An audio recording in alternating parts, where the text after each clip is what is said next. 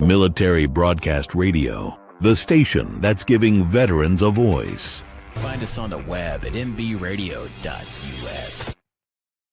Think of all that time. Every wait in the winter. All those hours no one else saw. Every sprint in the summer. Think of every sacrifice. Early mornings on the levee. Late nights in the film room. Bus rides to playoff games. Every bump in the road. Every moment of ecstasy. Every moment of doubt. Years wondering, is it all worth it? It's all led to this. Man, I got this. It's a 60-minute drive for a 60-minute game. After all the miles we've traveled, we're almost there. After all the hours we've worked, one more can make us legends. After all that time, this is our time.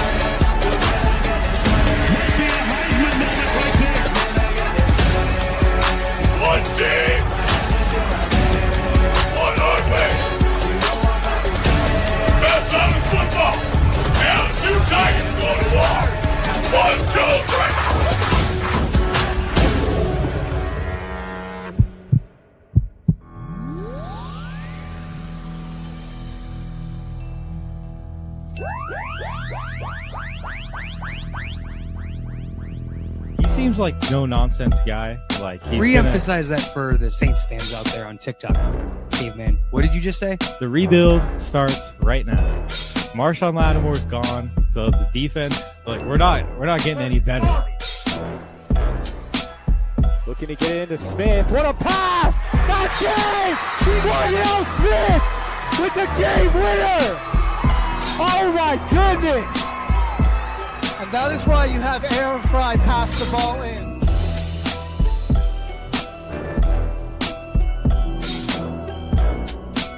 A career year. Like you have you have the best quarterback in the league, arguably, the best wide receiver in the league, and you've got the best edge rusher in terms of total sacks this season. And you're 4-7, and your playoff chances are hanging on by it. Let's make it interesting. We're making it interesting. Come on. Give us the freaking home team. We'll take it. Oh, no! Oh, no. Put him in there. Bismack Biyombo. Who the heck is that guy? Deflected good, help defense from the Warriors. Oh, what a pass! And Kuminga throws it down! This could be the pass of the year so far. You might watch every game the rest of the season in the NBA. Mr. Announcer guy. So don't you go saying that you're never going to see that. You're such a hater. The station where our veterans' voices are heard. MBR Talk. Hey, thanks for tuning in. Welcome, Quack. Program are those of the speakers and do not necessarily reflect the views or positions of any entities they represent. The web at mbradio.us. You are looking live at Till the Final Whistle, everybody. Live on MB Radio, station that is letting our veterans' voices be heard. What's going on this morning? A lot of playoff action. Shout out Dr. Pepper, man. They ain't Shout paying out me, Dr. Pepper as well. And Celsius. So good. My boy HG has not slept yet. He's been up all night working. I'd say night shifts, bro. I actually didn't work last night. I just don't. The days I have off, I still sleep during the day and stay up at night. So Got to get on that sleep schedule where you're like backwards. Yeah, well, I got sick one time and went to sleep again at night instead of during the day, and then tried to go back to work. It messed me up. So I gotta keep it consistent where things are gonna get scary. If it gets you get off kilter 1 or 2 days, your sleep schedule gets messed up. I know that feeling. Yeah, it's absolutely wicked. You know who is losing sleep though? Golden Knights fans, because going in 1 seed and falling in 5 games in a pretty rough style.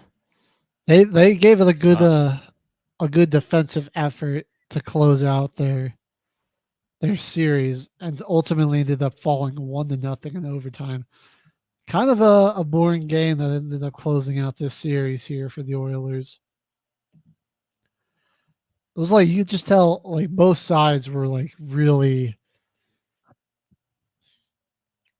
I wouldn't say nervous, but like it was like antsy, or like everyone was just like way too amped, and like maybe like there was too much emotion in it, where everyone looked real eager and too eager to make some plays. Didn't always look great, but for the Oilers, you'll take it not looking great but you coming away with a win, you'll take that. Percy Kappen buried the lone goal late into overtime. 7:19 left in the first overtime period to end the game and the Golden Knights season. Good run out of the Knights. Aiden Hill, he put up a good defensive effort in his last game. 33 shots allowed. Just that one late in overtime, man. Didn't get a ton of help out of his offensive guys. Jack Eichel looked like he kind of struggled a bit. Howden was, real quiet. Barbashev wasn't a great game out of him. Tough way for the Knights to go out. And Edmonton moving on to the West Finals, where they will be playing the Dallas Stars. We go over to the Winnipeg and Dallas series. That one ended in 6, a little bit more competitive. Competitive, yeah. But this kind of sets up a really good Western Conference Finals. And again, we got Edmonton in there. Edmonton, yep. Could be the lone Canadian team that tries to stick it out again in this playoffs. They are the last Canadian team left, that's for sure. It's Carolina and Florida. Moving on. Other 2 teams representing the East. So Edmonton, the only squad from north of the border that is remaining here. And we go to this Dallas Winnipeg series. This is I got to say it, though. This is a Western Conference Finals that the Avs could very well be in. Should have been that first round series just slip away from us. Yep. A lot of the things that Dallas did, I thought, Colorado would have done really well against Winnipeg. The Jets' 2 lone wins, both were 4-0 victories at home. But they also dropped game 1 at home, given the Stars got that one 3-2. And then pretty big goal disparities in the other games, 5-2 victory for the Stars, 3-1 victory. And then here, the final one, 2-1, ending in overtime. Yeah, closest games really being that opener and this elimination game. Exactly. Yeah, this Winnipeg Stars series is going to be a brawl, I think. You're going to likely see this one. I could see it going to 7. I would be kind of surprised if it doesn't go to 7. Edmonton, they've got McDavid. They've got Draisaitl, not Sam Bennett, he's somewhere else. But just there's a lot of star power on both of these teams. Mikko Rantanen and Wyatt Johnston. Stuart Skinner having himself a pretty good playoffs, honestly. In those games that really matter, I think, he's kind of been the saving grace for Edmonton. when they get in those defensive games and they can't really get their offense going, he goes and gets 100% in his saves in that game 5 against the Golden Knights. But I mean, like you're saying, star power everywhere on both of these rosters. Like very I guarantee in stacked Game teams. 7 almost. And it's good. Yeah, it's going to go down to the wire. And you've got great goalies. You were mentioning Skinner, but then Jake Ottinger for the Dallas Stars. Man, he's been fantastic. In my mind, he's been the best goalie this postseason. He's just been good again and again with some incredible saves in this game. 23 shot attempts on them, only letting in 1 goal. Just really locked down. And he's going to be really tested though in this game against some fantastic players on Edmonton. But I'm excited for this one. I do feel like the winner that comes out of this one, out of the West, I think will likely win the cup. I don't want to sleep on Florida though just yet. We'll get to them in just a second. We'll talk a little bit about their opponent, the Canes, who ended up closing out the Washington Capitals in 5.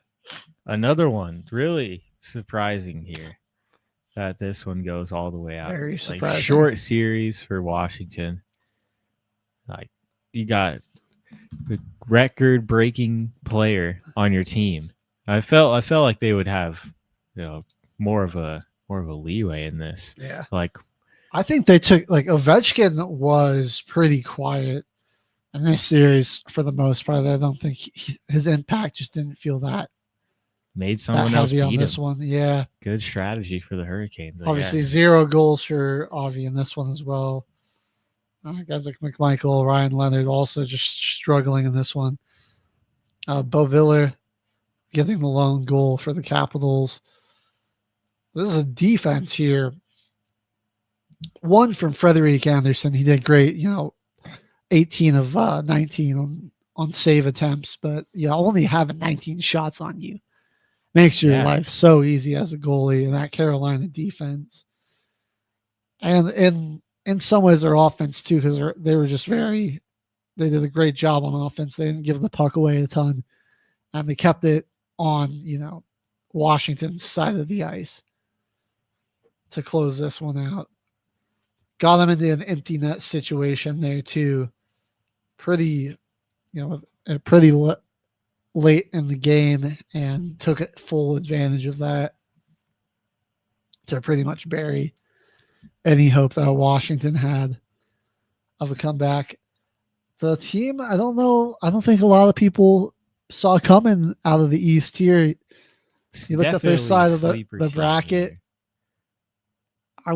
I certainly didn't have them going too far. I think we were both kind of rooting for the Devils for Frank the Tank, but yeah, we kind of were wanting the upset right there. That was one that I could have got 50-50, but I didn't really see them getting past Washington, not as easily as they did too, especially going out. That was what really surprised me. They dispatched the Capitals pretty easily. Still game 1 on the road. When the series comes back to Carolina, a 4-0 victory, a 5-2 victory, then you go back and close them out on the road of all places too. Super, super impressive. Their opponent, on the other hand, kind of coming off of a little bit of a heater after winning that Game 7 against the Maple Leafs 6-1. Yeah. Florida already leads the series 1-0 against Canes. And for the 5-2 win in Game 1. Looking super good. They could very well be back in the cup. And that's where I'm like, I feel like the 2 teams left in the West are the best 2 left in the playoffs, but Florida is really, really good too. Yeah. They could very well go back to back. Yeah, going to this Game 7 was kind of a difference maker. Because they just got that. They locked in. Like that killer instinct. They're just looking at the shot difference really here. It's like 14 shots, 34-20 on that stat line right there in that game 7. And they kind of just came out and just leaned on them right here. Well, it was everybody was eating in that game 7. So you had defenseman Seth Jones. He got a goal. Sam Reinhart, he had a goal. Anton London, he gets a goal. Lustrenia, he gets a goal. Brad Machan, he gets a goal. Jonah Godjovic, he gets a goal. Barkov, 2 assists. To Chuck, honestly, kind of a quiet game from him too, and they still won in a very dominant fashion. Their goalie Bobrovsky, who I think Ottinger, best goalie so far this postseason, but Bobrovsky's a close second for me there. For sure. And he was really, 19-20 on his save attempts here. And Joseph Woll, just on the flip side, guy had a tough time against the Panthers this series. 33 shot attempts he had to try to defend in this one. Not the first time the Panthers scored 6 goals in this series. They've, they scored 4 in game 1, 3 in game 2, 5 in game 3, 2 in game 4, 6 in game 5. Did you shut them out in game 6 and then 6 in game 7? So, my goodness, he had a tough series. Yeah, he was just under siege from this Florida offense. I mean, it kind of set you up for a great matchup. We were talking about the Canes defense and how little, how much they were limiting Ovi in that series against the Capitals, and coming out easily, just taking them out in 5 games. I think it's going to be a good matchup. A lot tougher for the Canes to do that against the Panthers here. I think Washington, they got into that series and it kind of turned out that they weren't as deep as we might have thought, or that, and like some of these guys weren't ready to step up and meet the moment. True. Like this Panthers team They looks just got real it ready done to meet last the year. moment. Yeah. And again, a road victory in game 1 in a pretty convincing fashion here against Carolina. Yeah, 5-2. 5-2. And again, it's it's just different people getting in on the action. This time, AJ Greer joins the scoring along with Sam Bennett.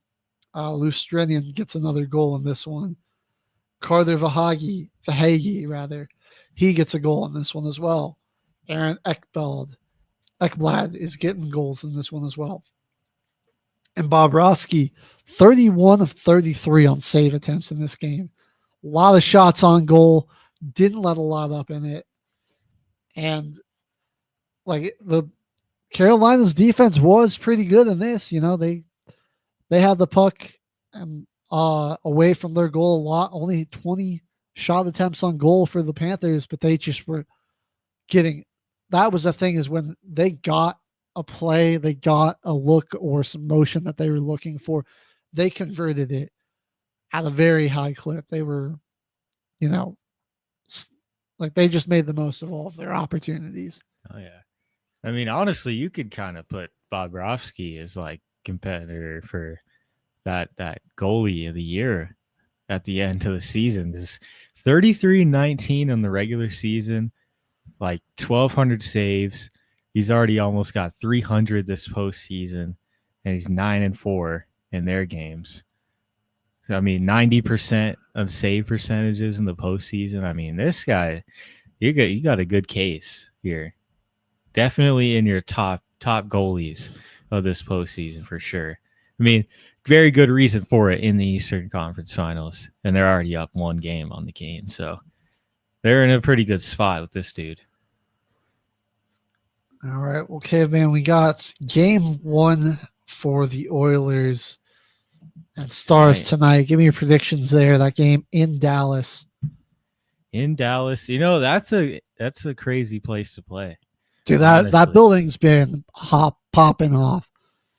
Like they get Texas get pretty crazy for their hockey down there. They got a very loyal fan base. I mean, it's the Stars are bust for them right now, with what Nico did to Luka and the Mavs organization, although they got bailed out, that number 1 pick. The Cowboys or the Cowboys will choke in the postseason.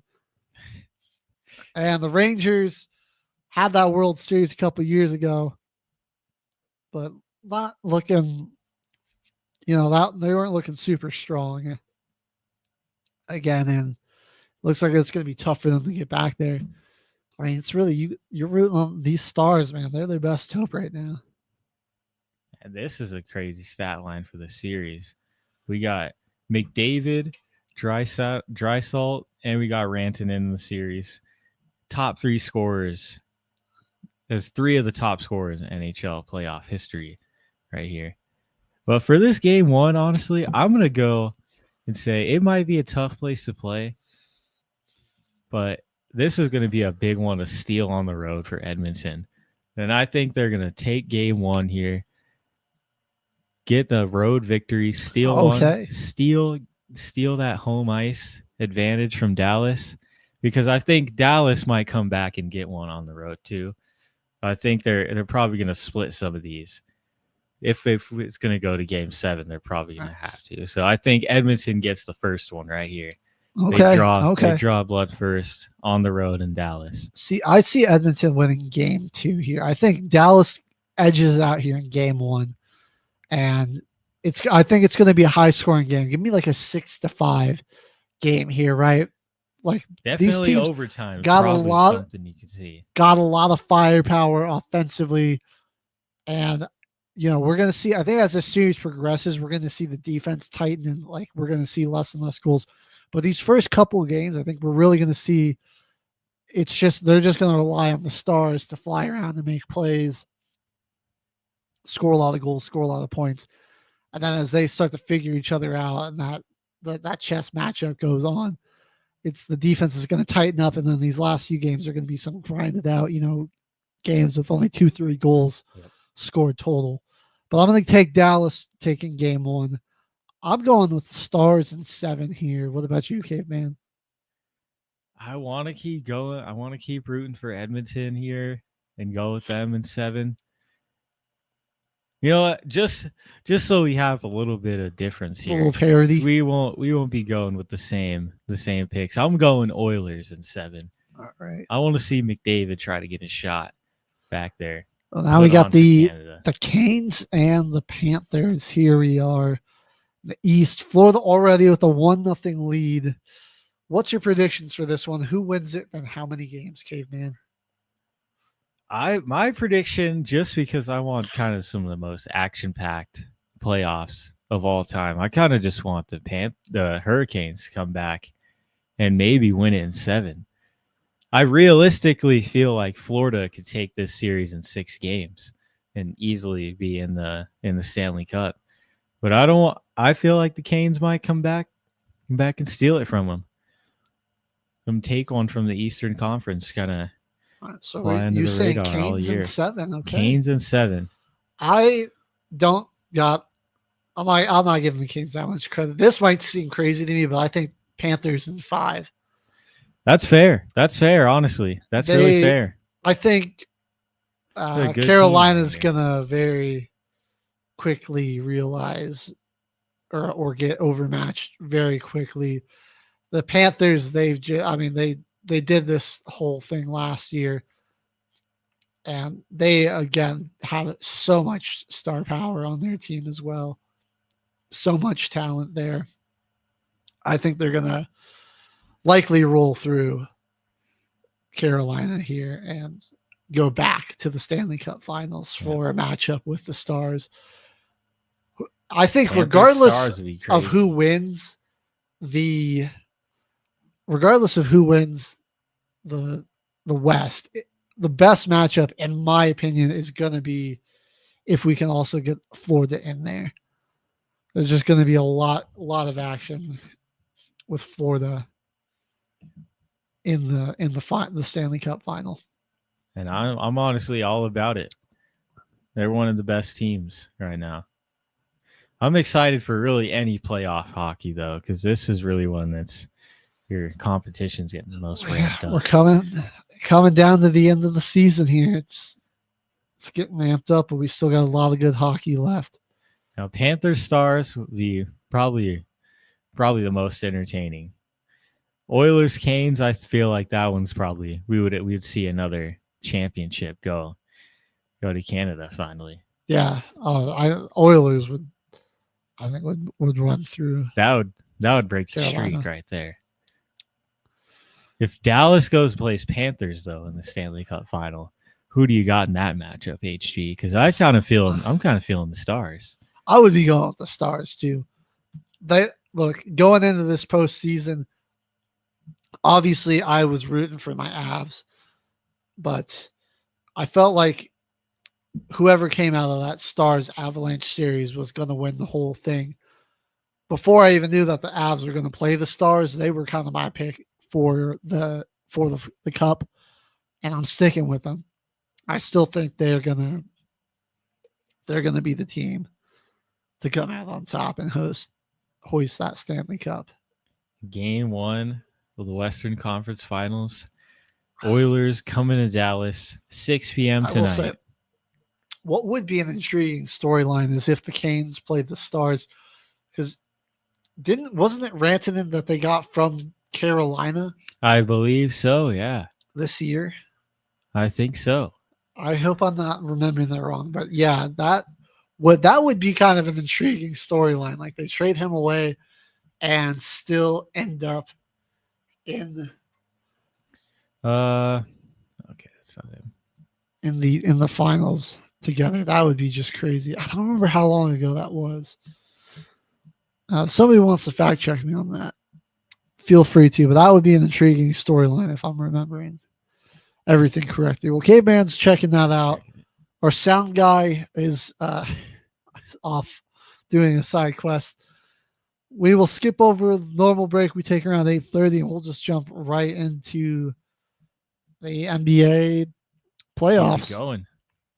We'll keep it going. The Nuggets put up up a huge fight, went to Game 7, and we got beat by 40 points. I gotta just jump in here, and we gotta just talk about this game, which maybe I'm biased, but like, holy crap, that just felt like the level of physicality allowed to the Thunder versus what was allowed to the Nuggets was. I mean, just looking at Game 1 of the completely different. Yeah, just looking at Game 1 of the Western Conference Finals. We'll get to that in a second, but like the contact, it's the playoffs, man. We got to allow a little bit of contact. Yeah, I get they're the star players, but we got. I felt like it was pretty evenly called through the first first 5 games rather, and then Game 6 and 7, man, just felt like a different story. Yeah. In Game 6, honestly, I would even say like it was almost like it was more favorable towards the Nuggets, and then it just flip-flopped back in Carolina, where they were getting real physical with us in Game 6.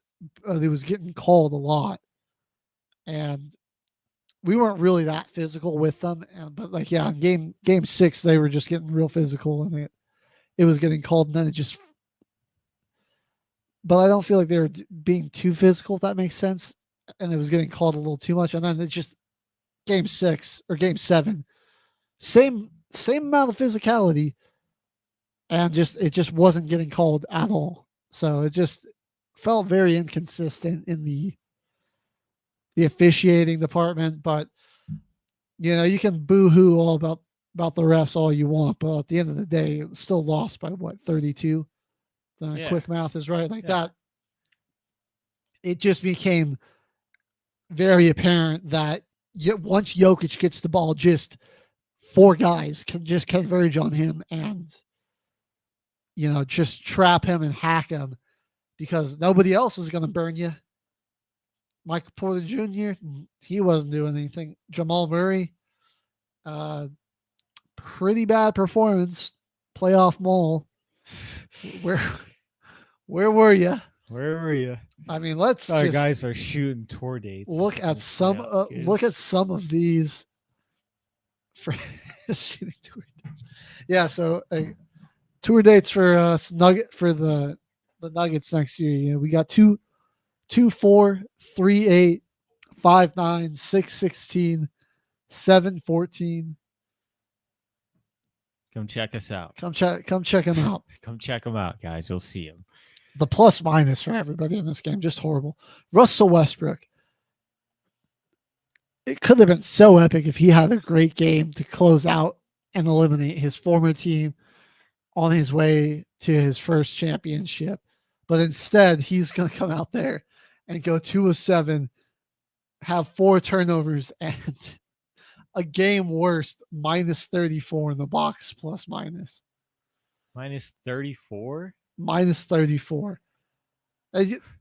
Look, I'm just proud that the Nuggets took this to 7, and all things considered. The Thunder could have honestly, gentlemen, swept us. They have such a good team. They're so deep. Those first 4 games, they honestly outplayed us. Look, when you got 2 guys coming off your bench that are plus 38 and plus 40, yeah, like that's insane. Case and Wallace, Caruso, the other Jalen Williams, like all those dudes. Aaron Wiggins, let's not forget about him. All those dudes, you put like those guys on teams like the Wizards, the Hornets, the starter level, the Jazz. Oh yeah, like that. Those guys are like at second or third best player minimum. Yeah, maybe the best on like the Wizards. And maybe I don't know if any of them are best player caliber, but they would still be like second, third option. Like pretty much in the starting lineup. That's for sure. I did find it though. So we got Dallas Stars got Mikko Rantanen from the Hurricanes in exchange for Logan Stankoven, conditional 2026 first round pick.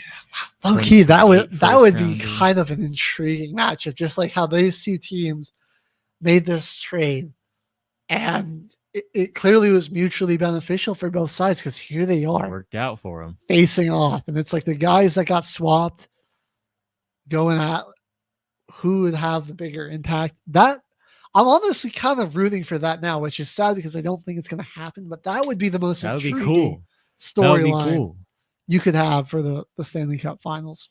Give us Stars, Canes. Come on now, Stars, Canes. That would be cool. Back to the Thunder's demolition of the Nuggets. Hey, I mean, SGA, they're going to probably give him the MVP. I don't know why it hasn't been announced yet. It's never taken them this long to do it. Yeah. But it's pretty cut right out there in front of our faces. 35 here. Yeah, he was great. He was great in this game. He was pretty great all series. He made a lot of big shots. Got some, I still think he got some generous foul calls in this, but what are you going to do? He's one of the top players in the league. That just happens for top guys. Alex Caruso, though, absolutely the difference maker. The Thunder's GM getting executives of the year, and it's for moves like this. I mean, Caruso it was a splash trade. They only had to trade Giddey. That was such a good trade. 11 points, 3 assists, 3 steals, modest stat lines, but like he was the most impactful player on the floor that he was game. guarding Jokic pretty much the whole game. That's what you like about plus minus, is because that's where that reflects on how valuable he actually was. The highest plus minus of any player out there on the floor. He was, he just paid dividends for them there. Yeah, Denver, you know what? I deluded myself into thinking that the Nuggets could win the title. And I obviously, when they're there with Jokic out there, I always think they have a chance, and they do, honestly. Yeah, they do. If you were to look, I'm trying to look at this from like a perspective of like a not fan, or of just a basketball fan, and not like a Nuggets fan. And things considered, with the limited amount of moves that they made for depth this season, and you can see why they didn't win. The firing of our coach. The fact that we took it to 7 in the semis is pretty impressive. Surprising. They like a long, grueling playoffs for a team that did not have a deep rotation. 14 games with that day break in between. The guys crap. I think we've including game 1 of the West Finals last night, we still have played more games than the T-Wolves, because they won both of their series in 5. So that's 10 plus. Yeah. So we've played 3 more games than a team that's advanced further than us. That's tough to do, especially when you have like most of the time a 7-8 man rotation, and your top guys are playing like 45 minutes a game, 44 45 minutes a game. Yeah. Like Timberwolves are pretty well rested. Got two gentlemen sweep series, and then they had some time to wait for the Thunder. And we'll get into that game 1 here in a second. This one just burns because that's our squad, man. Nuggets, dude. And I mean, Jokic had, whether he wins the MVP or not, this will go down as a historical season. One of the best seasons. The things he did. Time, one of the third player ever to average a triple double in a season. Unreal numbers. Getting the first 30, 20, 20. Yep. The largest 60-point triple double, or the highest 60-plus point triple double in NBA history. Like that 30, 20, 20 game, he got the fastest triple double as well. By the time it was halftime, he already had 10, 10, and 10. And then he went second half, just doubled it. Yeah. So yeah, basically 2 halves where he had two triple doubles per half, which is insane. And what sucks about this is that the lack of moves from the front office is how this historic season's gonna end, is in a blowout in the game 7. Some big moves need to be made. It's pretty clear that, I mean, I hate to say it, but MPJ, it might be time to move on from guys. MPJ, he gone. I almost hate Josh Kroenke, if you know better. I hate to say this, but I might even shop Jamal Murray a little bit. It's kind of that's fair enough. Thunder flopping and inconsistent reffing made this series hard to watch. I agree with you. Yeah, there was the refereeing in this one was kind of wonky. I'll say, like, I think the Nuggets benefited from some favorable calling too in this series. Like, I'm trying to be neutral about this. Like, it just felt like there were too many moments in this series too where the refs had too big of an impact. That's my biggest gripe with the NBA. Like, it's been some fantastic, I mean, one of the best postseasons in memory. Super close series, or just like games that have been super close. We're seeing stars show out and show off. I just wish that, but again, the reffing is just never that good. I wish it was just a little bit less favored. The whistle was just a and little bit I feel less like favored. whoever's home court it is, it sometimes has a big, huge impact effect on that. Yeah. Or like game 3 of that series, Shea, they go down 2-1 to the Nuggets. Shea's walking off the court smiling. And I'm pretty sure that game he had a very low free throw total, and the Nuggets had like let me check the whole stats. I will say this series really hurts the Shea free throw merchant slander that I like to partake in, but he really didn't shoot a ton of free throws in this series, and he still put up big numbers. He's just good, man. Yeah, he's just really good. Game 3, he shot 5, and then total free throws was 22. Nuggets shot 24 total, and then we got Murray had 8 free throws, and Jokic had 4. So I mean, honestly, that's pretty evenly called game if you just look at the box score right there and not really see like the impact of the calls, really. Yes, sir.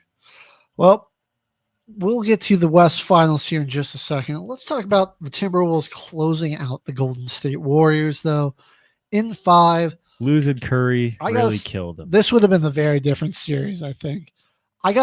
Give some credit to some of these guys that really gave it an incredible effort. I think Jonathan Kuminga, has this guy finally started to reach his potential? Will the Bleacher Report finally stop putting him as their breakout player candidate. Every year, man, they Of the post year, that dude. he's a breakout player. Bleacher Report loves that man, Yeah. Jonathan Kuminga. I think he was really good in this series. 26 in the closeout game. He actually got Podziemski- minutes for some reason. He didn't play at all against the Rockets for no reason. Yeah. No minutes. Brandon Podziemski was the Warriors' leading scorer in this final game here. He had 28. Jimmy Butler, solid 17, I guess. 6 and 6 on the rebounds and assists. He kind of looked like he got tired out from this series, man. I got to give it to him though, man. Julius Randle, for this playoff performance alone, that's throughout all their games, definitely Dude. one of the top 5 players in this postseason, dude. Definitely, They're man. just out through Dude, consistency. And This guy plays great. He is really changing the narratives around him, man. I like New York fans. Like you ask them about Julius Randle, they hate him because he would bomb for them in the postseason. He had some pretty bad performances, but he has really locked it in here. And he was very, very wildly known for getting ejected and getting a lot of technicals when he played in New York.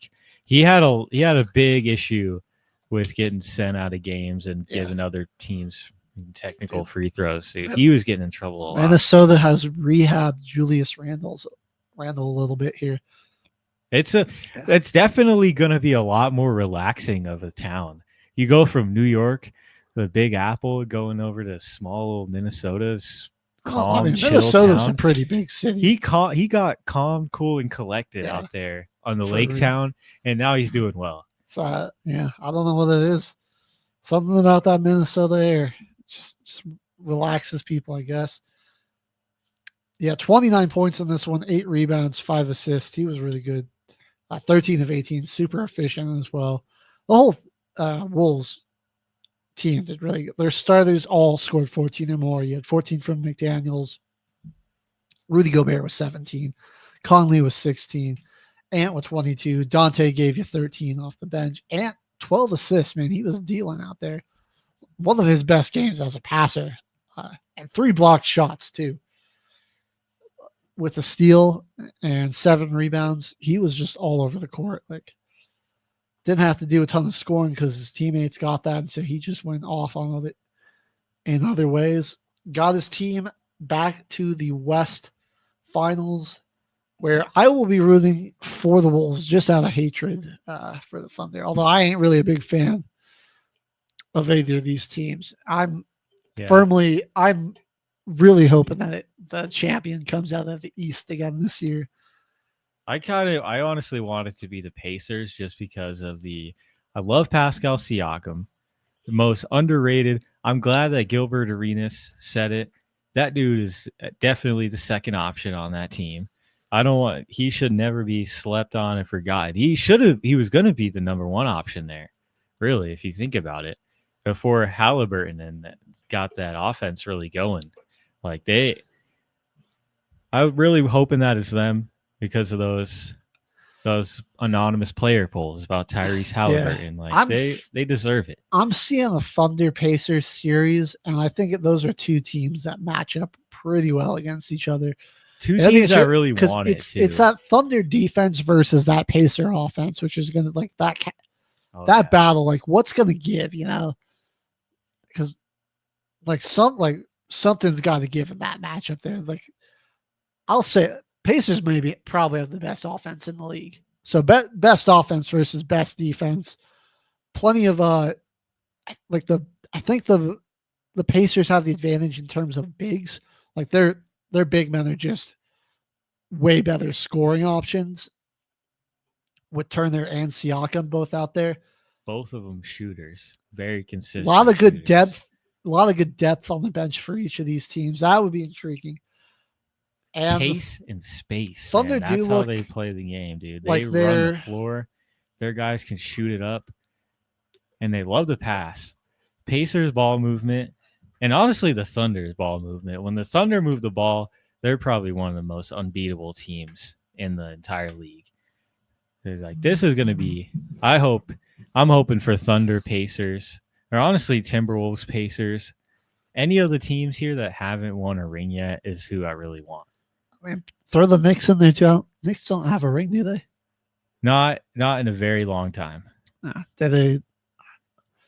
Yeah, it's been a fat minute for New York there. So We got 3 teams in here that have no rings. Game 1 of these West Finals was it was interesting. The Wolves just kind of got overwhelmed. Again, it was weird, this level of physicality that the Thunder were kind of getting allowed here.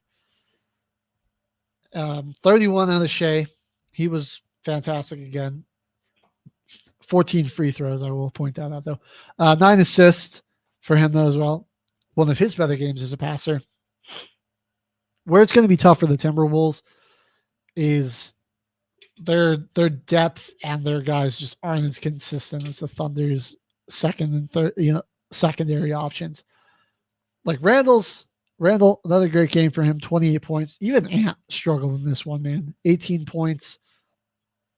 He was just 5 of 13, minus 23 in the box. So he was having a tough game. Randall was pretty much the only guy that seemed to be in his zone, in his bag, get his offense flowing. They really got to find somebody that can just facilitate their offense here, really, because nobody over 5 assists, but you got plenty of guys that are getting pretty close to 5 turnovers.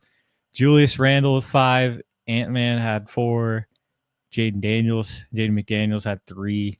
Then you got Naz Reid with 3. I mean, he's a center. How do you have 3 turnovers as a 7-footer? Like, I feel like you shouldn't really have the ball that enough to have 3 turnovers. Dude, Naz Reid, criminal shooting numbers.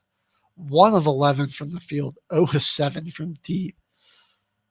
You know what? Like, I kind of want to chalk it up to the shots just weren't falling. That happens sometimes. That is what it feels like. But, I mean, like, that's not something you can be doing against this Thunder team. That's how they pull away. That's what the 2 blowouts against the Nuggets were, a lot of poor shooting and a lot of turning the ball over. 17 turnovers in this one. The Thunder are going to super capitalize on that, and they're going to burn you. They even turned the ball over 12 times themselves. I mean, it's really like a 5 turnover difference in that battle right there. I mean, the Timberwolves capitalize. Some of the guys, if they're on, this game's a lot closer, obviously, if people are making their shots. But they were seeing here that they had opportunities to capitalize on too. It's the steal numbers. So they're not just turning the ball over out of bounds, which is still bad, but it's like they're letting the Thunder get steals, and that's where they generate these fast breaks and these transitions that, suddenly Shea's getting downhill, and that's how he gets to the line a lot. He does lead the league in drives. You're gonna get a lot of free throws when you drive a lot. 13 steals, and it's literally the whole starting lineup. Yeah, Casey Wallace got 1, and everyone else that got a steal is a starter. Jalen Williams had the 5.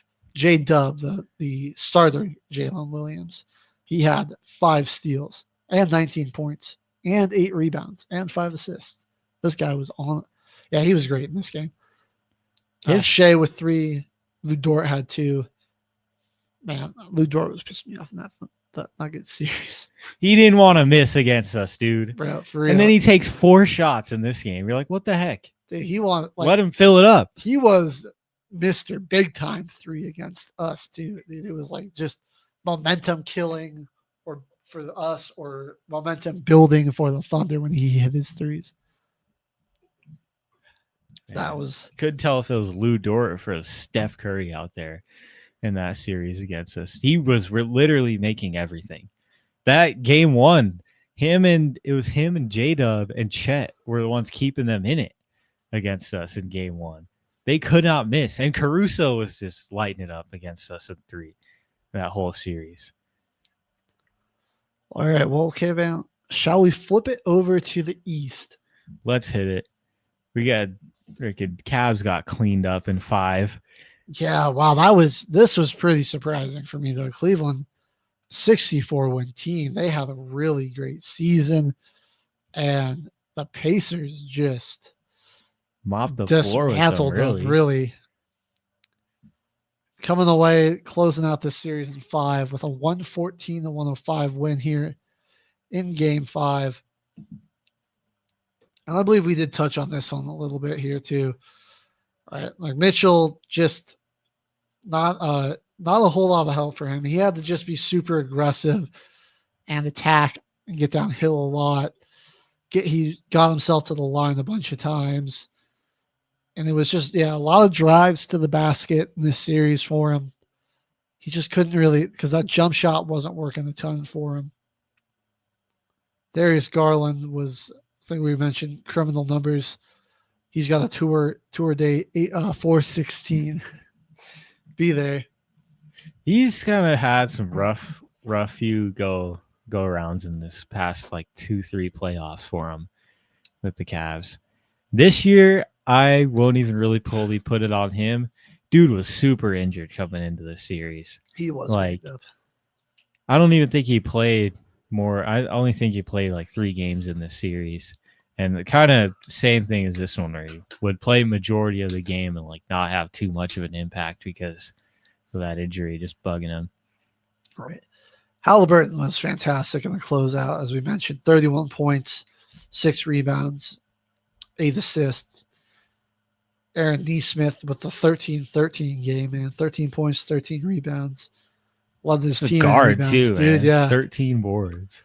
The Pacers, I mean, I thought the Thunder had a decently deep team, but the Pacers just, they've got depth, and it's that kind of freestyle offense that they play with that makes them really hard, because you just, it's tough to like know what, like, do you play man? Do you play zone here? Like what's the best way? Because they just can attack you in so many different ways. They got off the radar guys too, man. Like, right? Like when they do these screens, like it's tough to call, like what call to make. Do you switch it? Do you try to fight through it? They put you in a lot of conflict, and that's why I think they'll clean up against the Knicks. But New York not going out quietly, shocking the defending champs, stealing 2 games on the road after coming down from 20 back twice, and then just blowing the doors off of an injured Boston Celtics team. The Knicks are headed to the Eastern Conference Finals. Knicks mania. Dude, that entire city, I think we might see the entire New York skyline just burning down if they win or lose. Crazy about the Knicks, and like it's insane. Like I don't see New York really get any like as fired up about any other team besides the Knicks. Like they don't have much else to get hyped for when you think about it. I mean, the Jets and Giants. They got the Yankees and the Mets. Like football's terrible. True. But like the Islanders, baseball. The Rangers, they're all pretty good. They got baseball. They got hockey. That's very true. They got a lot more love for their basketball out there. But the Nets don't have this type of No. Like if you're in Brooklyn, I think you're a fan of the Nets. But even then, like there's still so many Knicks fans from before the Nets moved to Brooklyn. Now there's still Knicks fans. Like it's the basketball's such a mecca there that they just go crazy for their Knicks. They were out in the streets partying. Guys were like climbed way up on the signs. You're like, how did they even get up there? Talking about Philly having the craziest fans. It's definitely these Knicks. Knicks fans, Eagles fans, they're just a different breed. A lot to party about and celebrate in this game, man. 4 starters with 21 or more points. They were on fire. Dude, Brunson 23, OG 23. OG Anunoby has they brought him in for defense, but his offense this postseason making a world of difference. He's shooting the 3-ball pretty well. He wasn't great in this game, but 7 of 18 overall from the field, 23 points, 9 rebounds, 2 blocks, 2 steals. Just a huge impact player. Mikal Bridges was 22 points. Kat had 21 and 12. A lot to like out of the Knicks starters. My problem with them is when they run, when those guys are off the floor, because those guys on the floor are so good together. But when they get off, things get a little sketchy, to say the least. I do want to give Tom Thibodeau some credit, man, for this guy being the starting 5 Warrior, where he just gives his start. They blew him out here, which is kind of probably why, but they got a little bit of a deeper roster right here. Mitchell Robinson getting some time out there, getting some boards.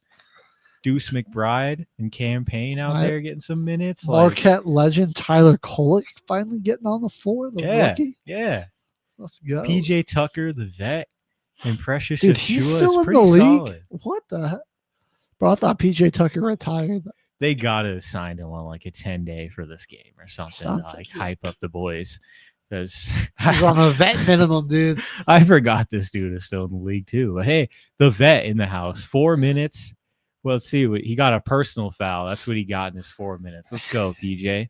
Somehow he was +4 though. Let's go, PJ. Man, was it? It was him that the Rockets had running center for them. Yeah.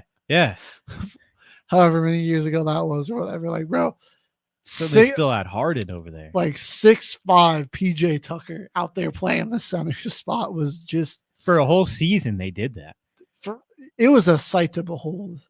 Honestly, they had a whole season where they were just small ball, and a bunch of teams started to try it. Honestly, I feel like that's why they found success, because other teams started to try and do it, and it made for some wonky lineups. I still remember the Nuggets played them that season, and it was like the tallest lineup in the league versus like the shortest. You had like Jokic, Jeremy Grant. I think MPJ was out there. We still had Mason Plumlee. This might be before MPJ. I think Millsap. No, Millsap wasn't there. No. Because it was Jeremy Grant, like JaMychal Green. Yep. Dude, who else did we have? I think we might have had Bol going out there too. We had Bol then too. Man, that's a bad night for PJ Tucker right there. And he was already like still tail end of his career then too. Like he was battling though for him. He did. He battled. He put up a fight. Not like these Celtics. Not much that they could do here. Yeah, I think with Tatum being out. Jaylen Brown with 20 points, and it was like a very underwhelming 20. This game it got away from Boston too quickly, and they're just too undermanned to get it back, which really goes to show how much Tatum means to that team, because I think they got good depth players and good bench guys, but just when things get like crazy without his scoring out there, it's tough for him. I did like what they did having Luke Cornett play or start at center. It's just a tough time to have your first 2 starts is facing elimination in the playoffs. Yeah. Brutal ask. He didn't play too bad, honestly. I'll give it to him.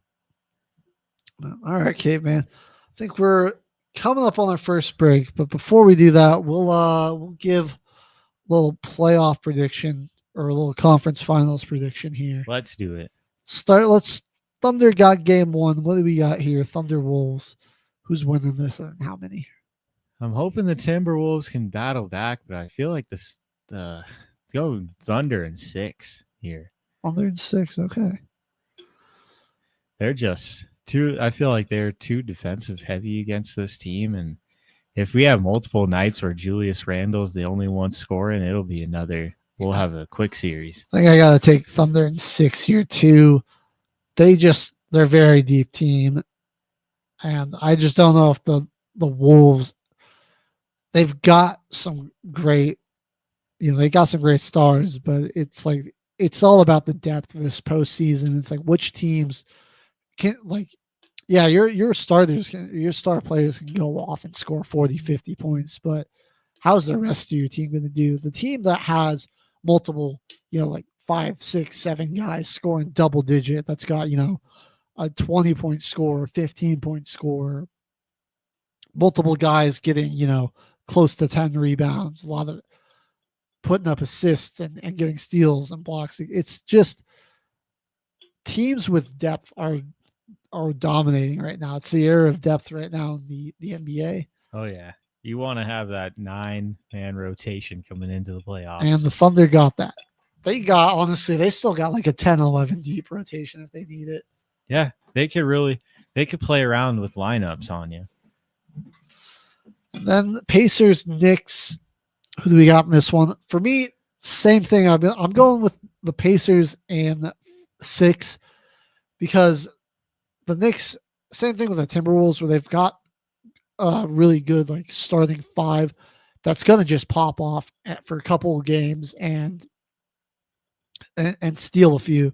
But ultimately, I think the Pacers just have too much depth here, and too many guys that it's just going to be too much for those starters to be able to weather that without backup from the bench and big performances from role players, whether it be scoring or just doing like some of the smaller things like rebounding, defending at a super high level.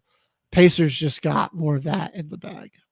I'm liking Pacers and 6 here as well. I just want to see one of these teams without a ring get one. Like at this point, Nuggets are out, so I can just watch these games as a basketball fan and just talk trash and have a good time doing it. I will be hate watching, which is a fun, great way to watch basketball or any sport, really. Yeah. When your team is especially doing very poorly, then it makes it even more fun because you can become the biggest troll. Sometimes it feels better rooting on another team's failure than rooting on your own team's success. Yeah, that's a good point. That's a good way to. It's an unexplainable feeling. Well said. It's just something that I think a lot like diehard sports fans know what we're talking about here. All right. Well, do you have the StreamYard on your laptop? I do not. All right. Well, I guess we ain't kicked me out. We ain't taking the break. Yeah, I got signed out too. Sound guy is gone, so and our thing here, I don't know what happened to this. Our other monitors just breaking apart. Is this because they were late paying the taxes or something? I don't know what's going on. The government's shutting this thing down right now. Just tech for troops. There we go. Yeah. I can't get this thing to freaking. Well, I guess we're not going on break because we can't get it. Oh. It's a white screen with bits and pieces that are popping back in. Oh man. Well, I guess we can try to get the media assets thing. There we go. This operation, it's so crazy sometimes. What is happening here? I wish y'all could see this. We can't even screen share with you what's going on. Oh, it looks like our camera's frozen over there too. I just realized it. Oh, dude. Boy, we really all right. Okay, man, riff with the folks. I'm going to send this on break, and we'll get these technical issues taken care of. And anyone on here, this is what I got to talk about, actually, before we get the break going. Head over to tiktok.com/caveman88_, and you check out my AI-generated photo of Tyler Shuck with his 3 sons, Bryce Young, Baker Mayfield, and Michael Penix Jr., hanging out at the park. Him and his boys. Excited for a very long season. We're going to get into the schedules later, but fun fact for anyone out there wondering, the Saints have 0 primetime games, baby. You guys, we've been blessed. You guys don't have to watch the Saints in primetime this year. No more of it. We don't have to torture you guys. Let's go. It's going to be a long season for us, though. We got Buffalo week 4 in Buffalo. I'm expecting like a massive blowout loss in that one. It's definitely Shuck might throw like 3-4 picks in that one too. I'm on the soundboard now, folks. I'll send us to break. We'll get this camera sorted out. And when we come back, UFL Week 8 recap. WNBA season's tipping off. MLB starting to ramp up a little bit. And NFL schedules are out. Stay tuned. We got all that and more.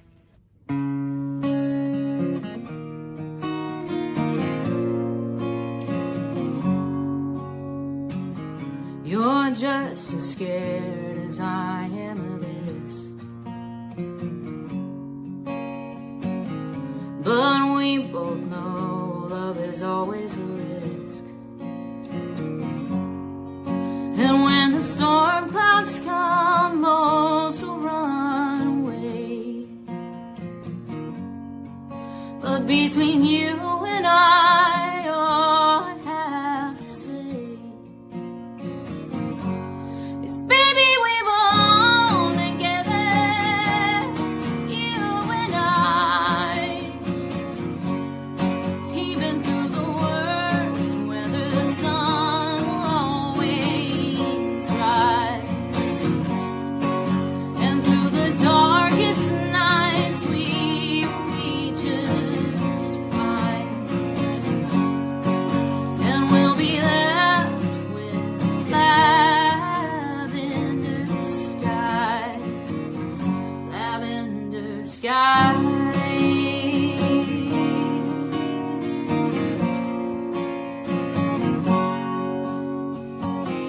We've both been hurt like hell before,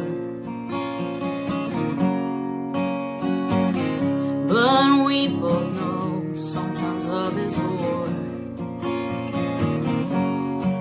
And when the storm clouds come, us won't stand in the rain and dance. But between you and I, we should take a chance. 'Cause baby, we belong together, you and I. Even through the worst weather, the sun will always rise. And through the darkest nights, we will be just fine. And we'll be left with lavender skies, lavender skies.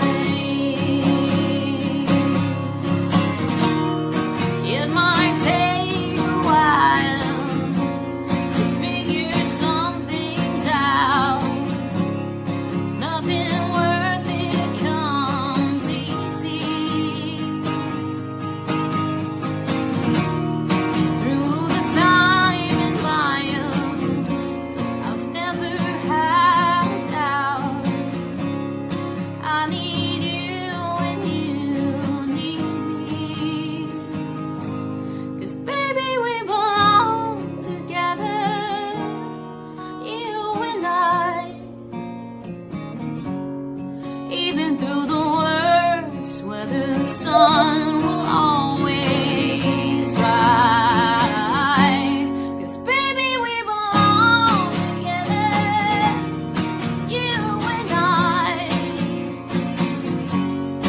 Even through the worst weather, the sun will always rise. And through the darkest nights, we will be just fine. And we'll be left with lavender skies, lavender skies.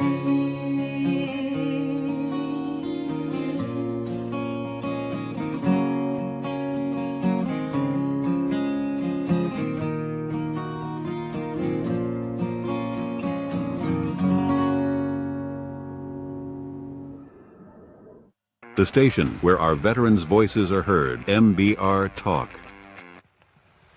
Hey, thanks for tuning in. Welcome, Quack. Program are those of the speakers and do not necessarily reflect the views or positions of any entities they represent. The web at mbradio.com.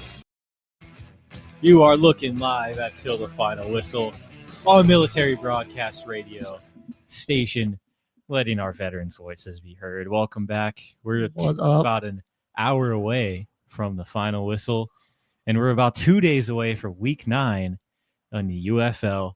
So let's cover that Week 8. First matchup of the weekend. Get into it. Was the two worst teams in the league battling it out. Memphis went to San Antonio in the Alamo Dome for a 24-22 win. Pretty good game, honestly.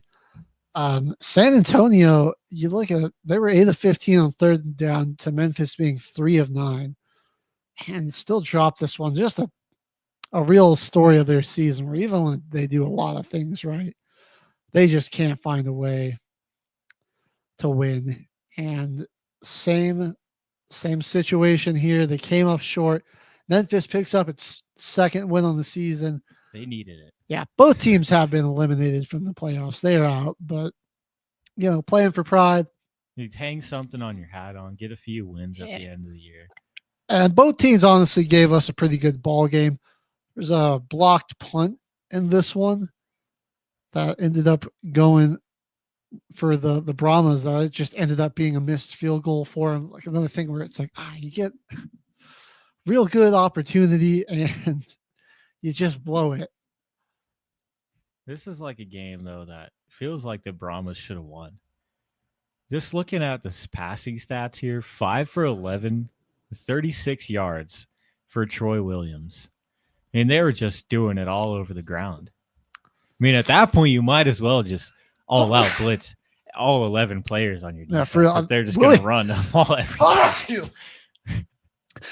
Jeez. Bless you. Excuse me, everyone. Yeah, Williams was having a tough time in this, and I'm like, San Antonio, why did we not just sell out on the run here? Then you look on the flip side, they were also having a heck of a time on the ground. Yeah.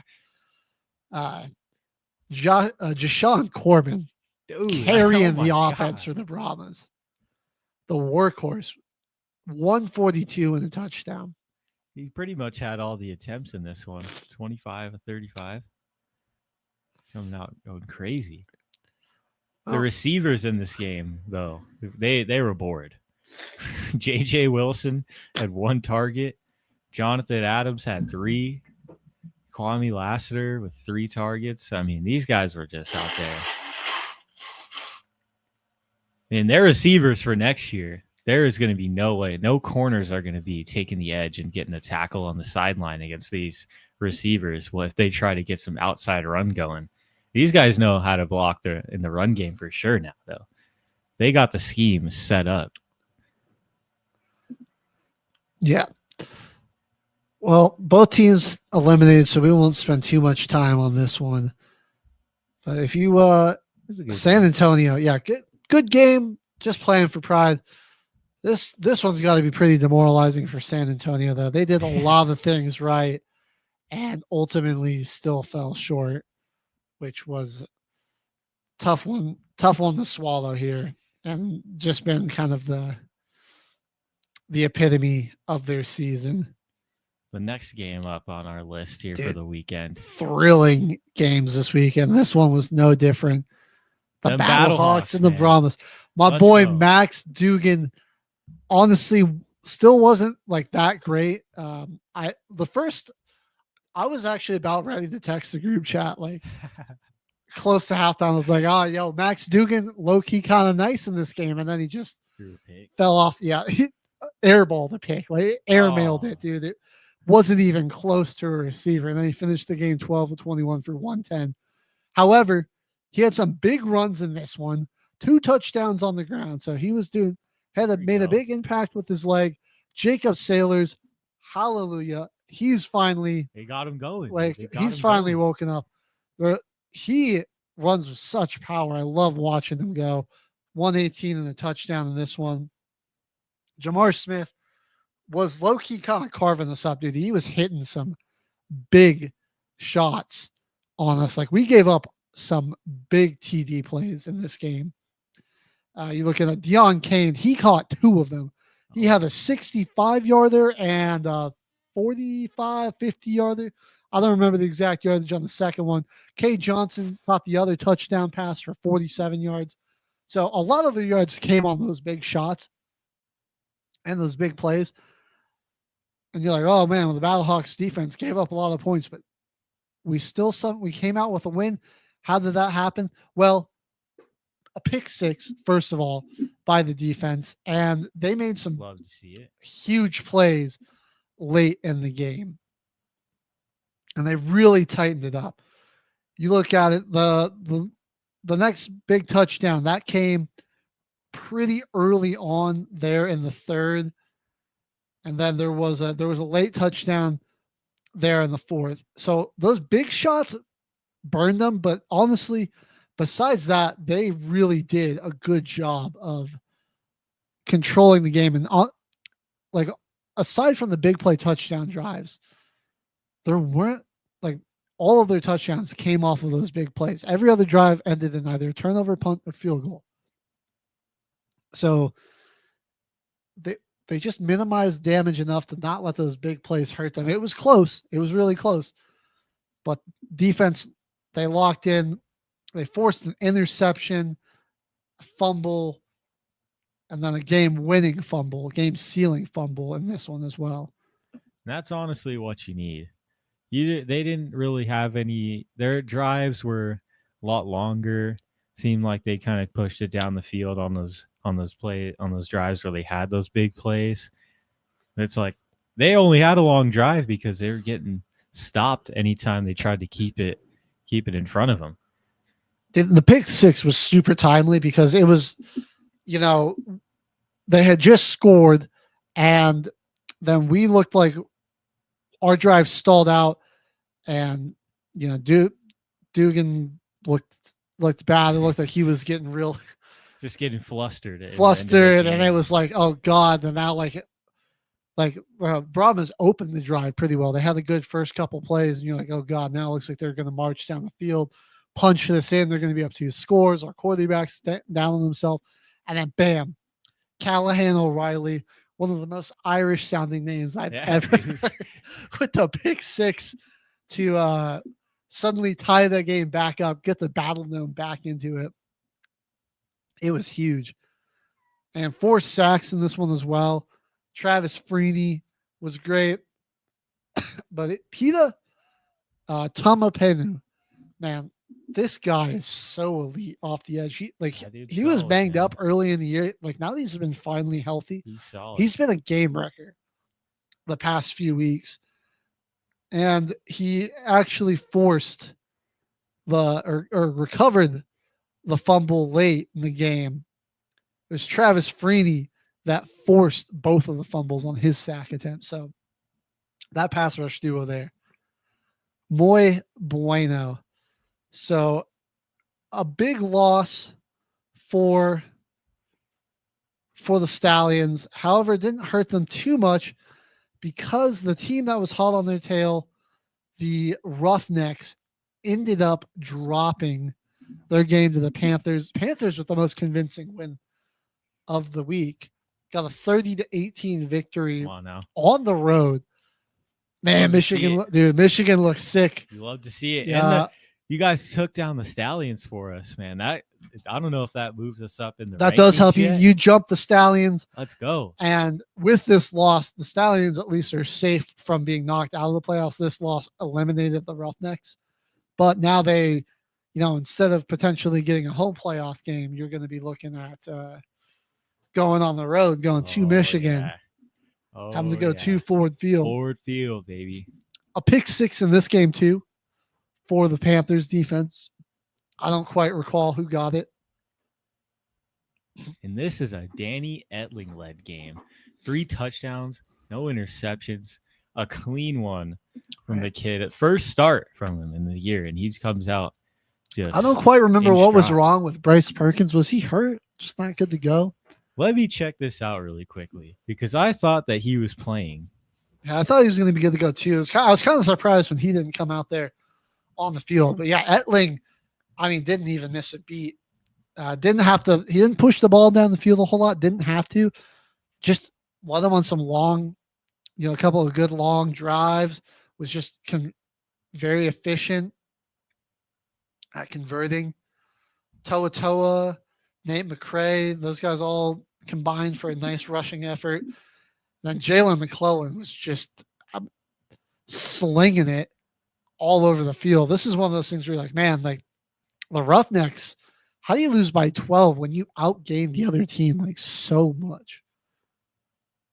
But the turnover bug was just bit them. That was really the 2 turnovers.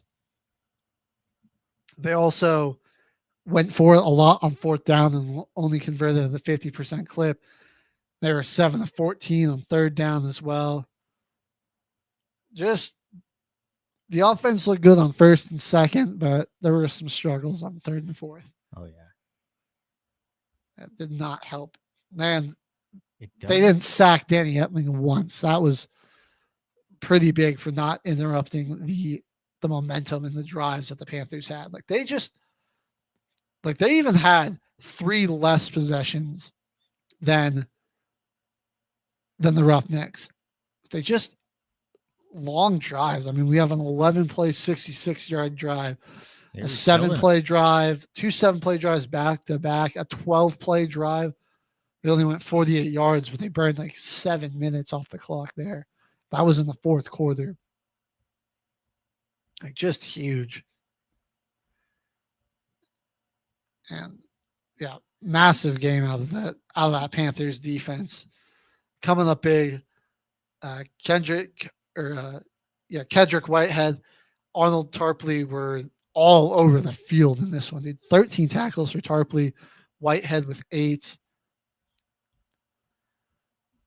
Let's see. Yeah, it doesn't have like an injury thing on here, so interesting. Yeah, one thing I don't like about the UFL's you got to go through a rabbit hole website to find the freaking stat line for somebody on some of these guys. Their website has definitely been updated a lot, though, so I appreciate whoever they had doing that, because they did not have this website up like it was last season, though. At least like check a box score. Then our final game of the week, Panthers. Another great win for them. One. We beat them down. We'll get over that one quick because there was a lot of close games in this weekend. And this Panthers clinching though. Yeah. So our playoffs are set. We'll get to that in just a second, but we'll cover our last game here.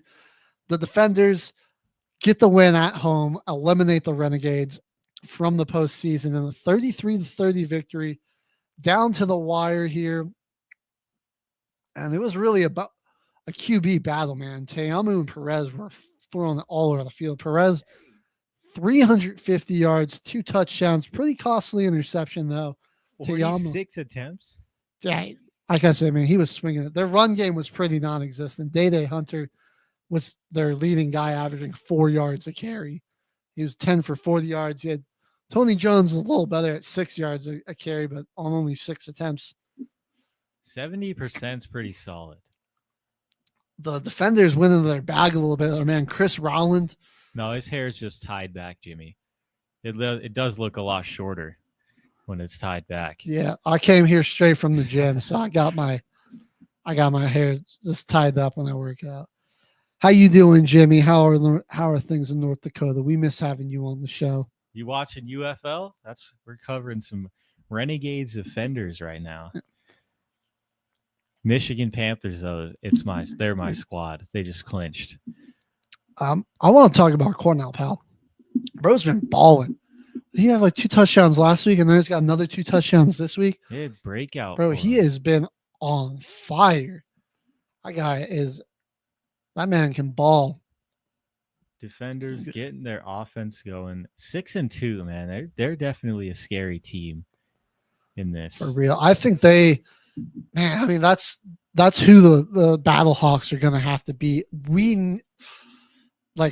Either our defense is going to have to just put on an absolute stunner, which I'm not ruling out because they have been making some huge plays to make up for the lack of production from the quarterback position. But I would really just prefer if we had a more suitable quarterback going on.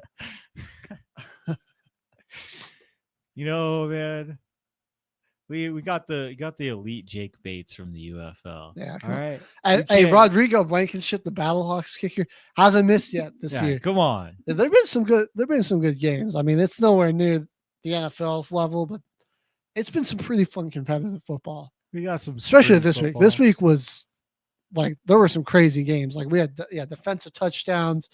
I think this one had was it a punt return or a fumble recovery? Trying to remember, it was a big return here that just that obviously got the people going, got everyone fired up. I think it was a big fumble recovery here. We are going to get into those NFL schedules. We had a trick pass touchdown. Yeah, it was fire. So the defenders, they take down the Renegades. They're locked in the playoffs with the Battlehawks in the XFL conference. So now it's just a matter of seeding who finishes. The defenders have the tiebreaker right now over the Battlehawks, so they would be hosting. And then in the USFL, it's going to be the Michigan Panthers and the Birmingham Stallions. Just a matter of seeding at this point and who finishes with a better record on who gets to host that playoff game. They do have that tiebreaker game on us from beating us earlier in the season, so we just got to win out, really. 2 games left. Hold out for the boys. Oh my God. Yeah, their website tried to open a thing for the stat leaders on this season, and it's just like a Google Doc. UFL, hire us, man. Bro, come on. We'll get you guys somebody going, on your website to just update your stats section. Get me up on LinkedIn. What's it? WordPress? Come on. Like WordPress is pretty good. Use somebody on that you WordPress. On Wix or something, man. Get them on something. You could get something better on Canva. Let's be honest. All right. Well, real quickly here, let's jump in and talk just a little update on what's going on in the MLB season. Skip the Rockies. Actually, let's talk about the Rockies because, I mean, it's like... Actually, got to find this. No, we should talk about them. Go ahead. It's kind of just hilarious. Like, it is... It's just, like, I'm not even upset about it. Like, it's just, like, they're so comically bad that, like, I can't even be upset about it. They're just that terrible. 8-40. And here we go. We actually have some of the most highest paid players, really. We got just a list of our highest paid players. Our number one, $27 million likely for the year for Chris Bryant. And he is averaging a .154. That's his batting average this year. And he's only played 11 games. Then we got Kyle Freeland, who's going to make $16 million, a 6 ERA, and he's 0-6 on the year. That's real. He's making $16 million. Then we got Ryan McMahon. He's going to make $12 million. He's at a 20 average, .206. Antonio Senzatella, 1-7, a 6.3 ERA. He's about to make $12 million this year. German Marquez, $10 million, 1-6. And this is insane here. 8.7 ERA. Dude, oh my God. He's about to make $10 million to allow 8 so runs bad. on his head. That is so bad. Or Austin Gomber, $6.3 million, hasn't played a single second. We're still paying Nolan Arenado $5 million. He's been off the team since 2020. We're still paying him. St. Louis, ain't he? He's been off the team since 2020. Like the mismanagement by that front office is insane. Colorado fans, stop going to Rockies games. I mean, we got to just stop. Like, that's the only way they sell this team is if it stops, because it's still profitable for them somehow. Because it's a great stadium, great location, and I mean, like, when a good team rolls into town, it's a nice spot to watch a ball game. They're clearly making their money back. They're paying all these guys. Like, come on. Somehow. But like those games that we really got just absolutely beat down. That Padres series we had a few weeks ago. The Walton Investment Group that got the Broncos, sell the team to them. I mean, come on. Just imagine the flip, all of a sudden the Rockies got Walmart money. Look out. I mean, that's wishful thinking. I'll take, dude, I'll take I'll take a Trader Joe's CEO buying the team. Yeah, man. Sprouts. Like, what are we doing? Get something going out there. Yeah. See, I'm like, that's the problem. Like, that's where they get the money. Like, it seemed like the Yankees, the Dodgers, the Phillies, somebody that's really good rolls into town and the stadium just gets packed. Like the Red Sox, like people want to come see the Red Sox play too. It's just not. I mean, because if you had like that stadium would like be almost sold out every game if you had a respectable ball team there. It really would. Like people in Colorado like baseball, they do it. They just don't have a good team to watch. They're not. We got the elevation factor where like everybody has just an increased level of pop here because of the elevation. Right. It's a great place to watch a baseball game. I mean, come on, like you could be getting into a home run derby just with it. Yeah, the elevation and everything.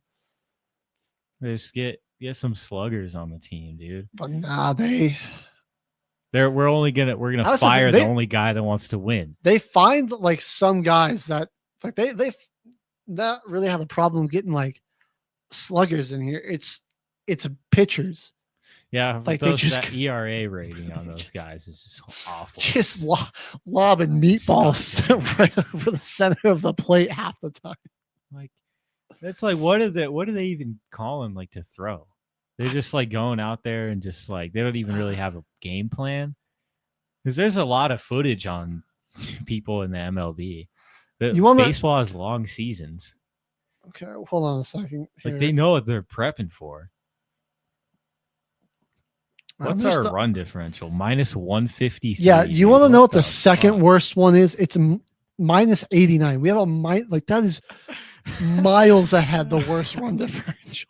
They've given up 312 runs this season. That's terrible. How we won 5? Well, at least we won more games at home. 5 though. 8 games. 312. I mean, that also is like the most by a large margin. Yeah. And like they put like 159. That's better than a couple of teams at least. Or it's not so far back from the next team. They're better than like they've got more runs than the Pirates. And they're just behind like the White Sox. So like or they're tied with the White Sox right there. You're like the defense is so bad that we kind of have to just score. Like this, I think it was the first game of the series or second game of this Arizona series, May 17th. It was 14-12. We won. I got to check the innings here because I'm pretty sure we pulled the most insane comeback. Yeah. So it's 9-7 at the top of the 5th. And then it's 10-7. And then we go and score 7 unanswered runs going into the 8th inning. That just happened so much at Coors Field, dude. You start pitching bad, and I mean, it's just bombs flying all over the place. It's at the tail end of when they got like blown out 21-0 against the Padres. That capped off a 4-day stretch where they had allowed 52 runs in a span of 4 days. How does that even happen? Yeah, I mean, I could see if this season continues on the pace that it's projected for. I mean, this might force the owners to sell the team because this is atrocious. Yeah, this is just terrible. I mean, forget like the White Sox get to wear the crown of worst season in modern baseball history for one season. The Rockies may take the crown for worst baseball season ever. Yep. That's held by like the Cleveland Spiders from like 1889. Like it's like 2 centuries ago since we've seen a team this bad. This terrible. The 19th century. It's the last time a baseball team's been this terrible. I think though, I got a recommendation though. If you want to watch some good baseball that is pretty underrated team, the Detroit Tigers are on a freaking heater this season, man. The Tigers are sick. 32-15. Bro, you got the Cy Young winner. Scooble's a dog, man. I love that guy pitch. The lefty too. I mean, they're a killer team. They were up and coming last year. One that I watched a lot of. They weren't able to like get over the hump, be that wild card team. But this year, they are just running. Right. They're running the show. Like it's been a pretty competitive season. I mean, there isn't really any team that's pulling away by like a wide margin. You know, like some of the best records are like the Phillies and Dodgers. They got 30 wins. The Tigers got 32. Yanks with 28. Like a lot of tight races in these divisions so far. Orioles are really struggling, which has surprised me. That's something that I was not expecting. Dead last in the AL East is insane. Having only Like 15 wins at this point from being, they were like a pretty high seed. And yeah, like they had a bad offseason, really bad offseason. Pirates, like it's Paul Skeens is like that Bugatti at the Trap House picture. You know, Yeah, they can't do anything but have him pitch. You know, they've just got absolutely no offense to support him. Nothing. It's honestly insane. And then, you know, obviously he can't pitch every day, and so they just get I think their run differential would be a lot higher if he wasn't pitching for them as much as he was. Yeah, if really, he had I mean, a RoboCop arm and could pitch all 9 innings of every game, it might be pretty solid. Like, will the Pirates and the White Sox, you know, and the Orioles get better enough to make the playoffs? Probably not. But really, right now at this point, like the Rockies are effectively eliminated. I mean, they are so far back. I think after the first week, they were the season started and they were eliminated. Yeah. But some guys that are tearing it up, leading the way in stats. Aaron Judge still leading the way with batting average. Freddie Freeman, he's got a pretty good batting average. Judge batting 403. That's really good. Freeman 371. Freeman is just Mr. Consistency. That dude can. Will Smith, man, this guy's been. I think he's just really upped his hitting this season, man. He's already one of the better catchers in the league, and he's been. I've got him in fantasy baseball for that free league I joined. He's been putting up some numbers, man. It was last year's playoffs. He had to be pretty clutch for him. He really did. That World Series run, dude. He stepped up his batting. I'm glad he continued to work on it in the offseason because it's really showing. The work is showing. Some familiar faces in the home run department. Aaron Judge and with 16, Corbin Carroll 15, Shohei 17, Kyle Schwarber 17 points there. That ain't bad. You like to see this. Top ERA guys. Max Fried. That's been big for the Yankees, man. He's been big, especially because they lost Garrett Cole. That was, I thought, could be like that was what was kind of concerning with the Yankees. I'm like, man, who's gonna, you know, step up and be that, you know, number one pitching option? That's really what they lost. They had it. They just didn't have the depth going into the playoffs. So it's kind of crazy, like the disdain Yankees fans have for like Juan Soto, and he wasn't even there that long. No, he really wasn't. And like you're like the guy. What was he? 1 year? Something like 2 1 years? or 2. And 1 or 2.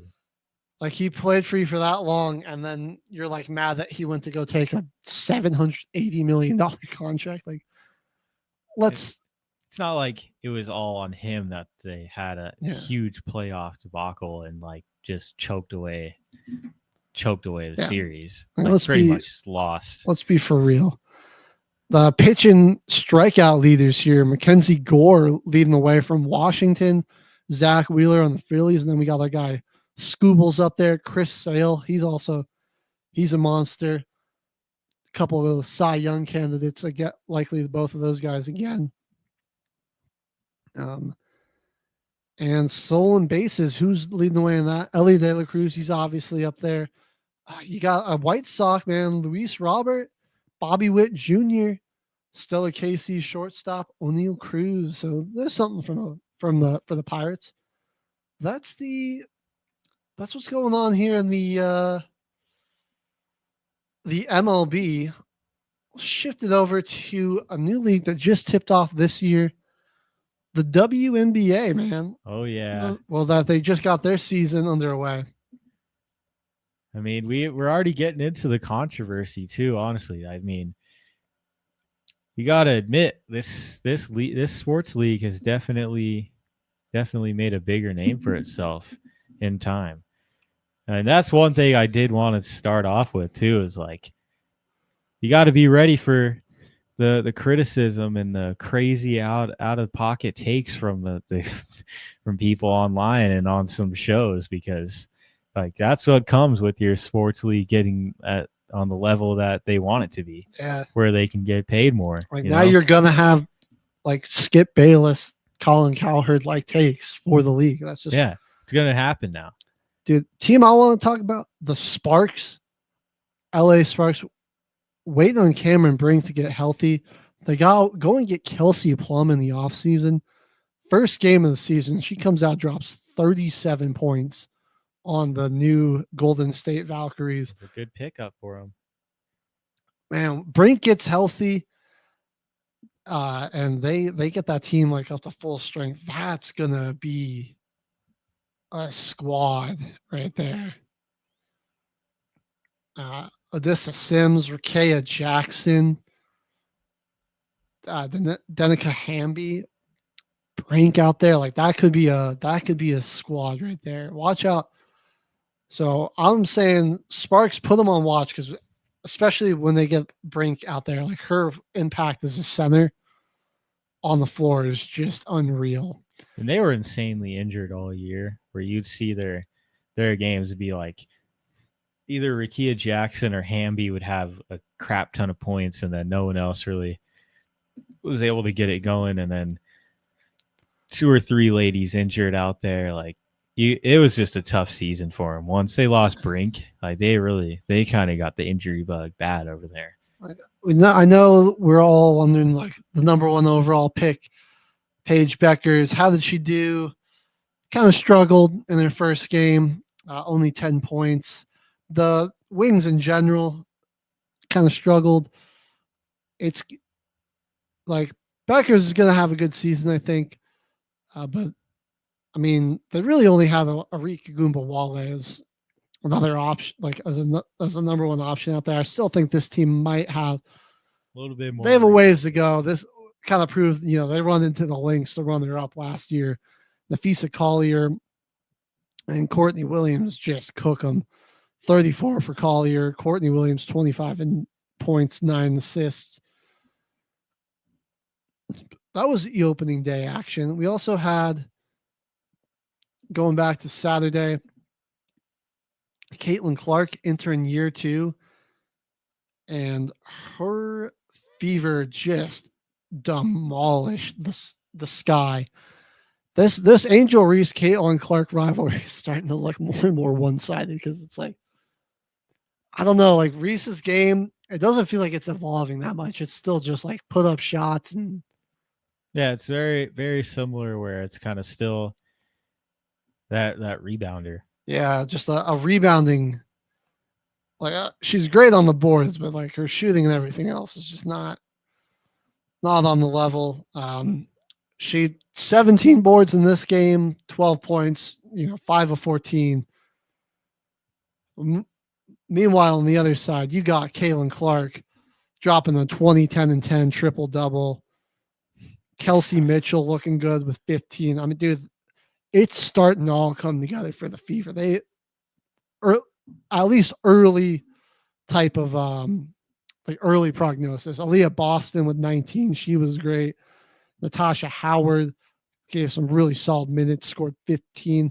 And then they got the newcomer off of Connecticut, Dewana Bonner, that I think really rounds out that starting lineup very, very well. That was a good move.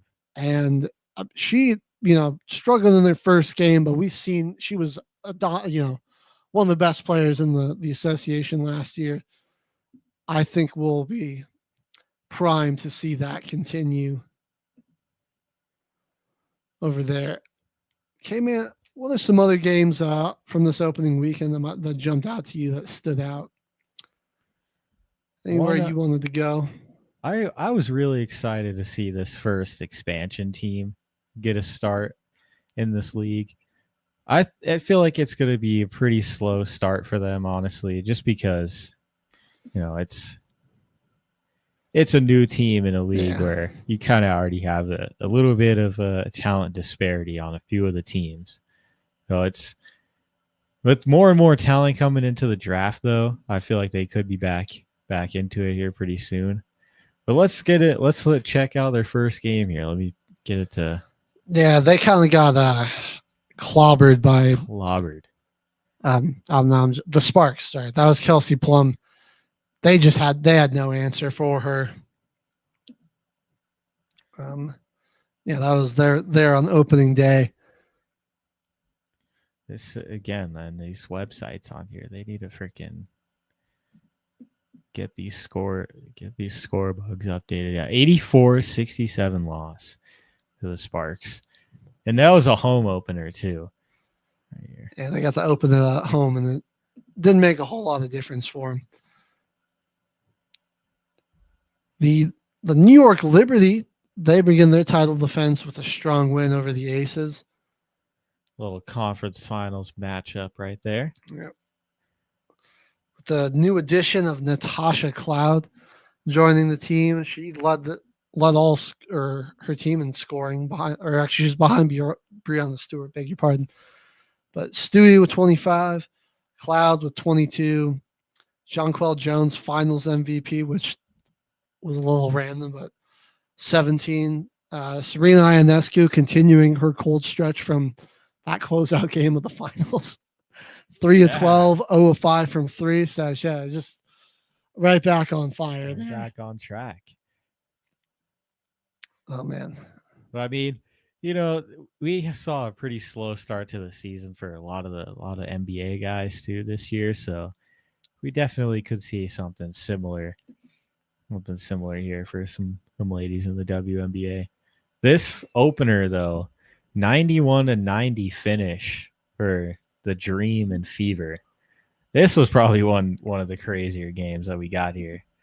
Atlanta definitely want to watch out for them. They got Brittany Griner now. Yeah, they made some good moves this offseason. The Dream could be right up there. There were a lot of moves and stuff. So I think we're going to see a very different postseason too, which I kind of like. That's what I like a little bit about the small league here. We're going to see they're moving around. Yeah, we're going to see just some more parity, some more variety, and everything there. And it's certainly going to just be. It's likely to be very similar to last year's postseason. We'll definitely get some repeat teams, but some new faces up there that could make a run. Yep. For And sure. They're kind of making it work. Like they're really giving their Ryan Howard, who was Rookie of the Year 2022, now coming into her third season. I mean, they're kind of allowing her to be that number one scoring option. Dude, yeah. And kind of just letting her run the offense and it's fun. She's a hooper, man. She's going to be, I think she's on, she could have a huge season. Probably not an MVP talks just because the namesake of some of the players that I think are going to have a big season above her.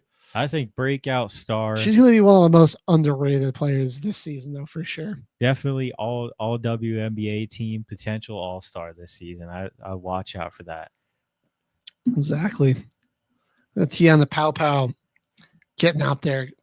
She was a little shy in her first action. But Griner, Ryan Howard, Alicia Gray, also another really solid player. Same with Breonna Jones. Yeah, and Coffee, kind of a weird. She's a really good 6 woman too off the bench there. Clark, man, I mean, Rookie of the Year last year, off to a really hot start this year. I wouldn't be shocked I think she'll be in MVP conversations unless we see it. It's a long season. You don't know how her productions, but just from the way she's starting. Yeah, we could definitely see it. A triple-double and then, a 27-11 double-double to start, scoring, passing. She's already tied for third most triple-doubles in WNBA history, and she's only played 50 games. That is just insane. That's why you're really seeing the Caitlin Clark, Angel Reese debate is really not too close anymore. The achievements of the two of them have gotten. Both teams missed the playoffs last season. But both of them, we're seeing one of them's game is just still improving in all assets, and the team definitely improved for Chicago and for Indiana. I mean, they're kind of in really good situations, both of them, to improve as players and like become stars in the league. But yeah, Maitland's cooking, man. Long season, like we said, but off to a pretty exciting start so far. Speaking of seasons that are soon to start, I mean, we got a ways out, but the NFL season is right around the corner. Where shall we start? Whose schedule do we want to talk about first? I honestly kind of want to give it over to the Broncos first. You guys kind of have a tough schedule. Want to go to my Broncos? Yeah, we got an interesting one here. There we are.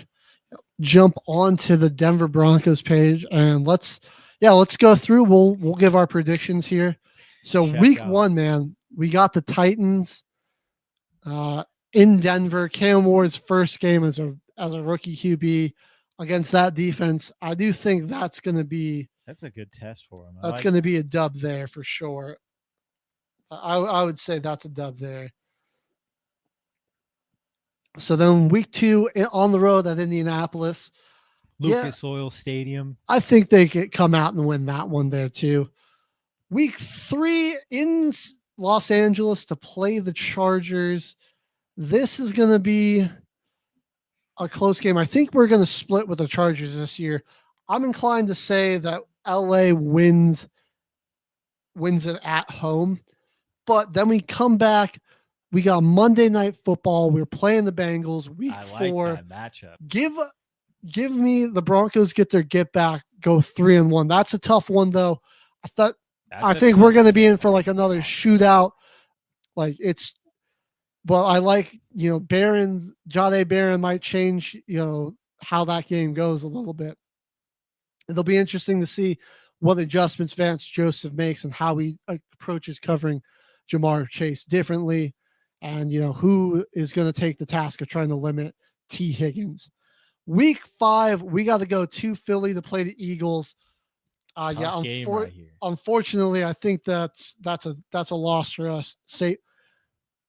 That's a team that is poised to just go right back to the Super Bowl. I mean, Philly did a really great job of replacing that talent that they lost on the defensive line. Their O-line, they kept that intact. Saquon, A.J. Brown, Devontae Smith, and I think the most disrespected quarterback in the league, Jalen Hurts. I see all these lists and rankings that don't have him in the top 5. The man's a Super Bowl winning quarterback. His team has a winning record that every year. He's been to another Super Bowl that he nearly won. You can't even put that loss on Jalen Hurts. He had a fantastic game. He threw 4 touchdowns the first time they played the Chiefs. He's a great threat with his legs. Yeah. He's a top 5 quarterback. I think you got to put him in there. I mean, until he proves us otherwise, you can say, his team's good or whatever, but it's a team sport, but the quarterback's the most important position. Doesn't matter how good your team is. You need it. Quarterback's the most important position. All right. London game. Week 6 in London. Now. We're playing the Jets. Give us another win there. So bang. We're going to come back home. Week 7 against the Giants. Give me another win there. That's another win. Up to 5-2 on the season. Home. And then at home against the Dallas Cowboys. I'm intending on going to this game because I got a girlfriend that's a Cowboys fan. So that's a good one. I'll be talking shit because the Broncos going to be winning that one too. Give me a W there. That's going to be a tough game though too. Tough one. I think I like the home crowd there. My thing is I got some questions about Dallas's defense and their offensive line, how they're going to handle that Broncos pass rush and the run game. I'm worried that I think what we can do is probably make them one-dimensional and go ahead and take them out that way. Then we're going to go into Houston to play the Texans. And here, I think, unfortunately, I've got us losing in heartbreaking fashion here.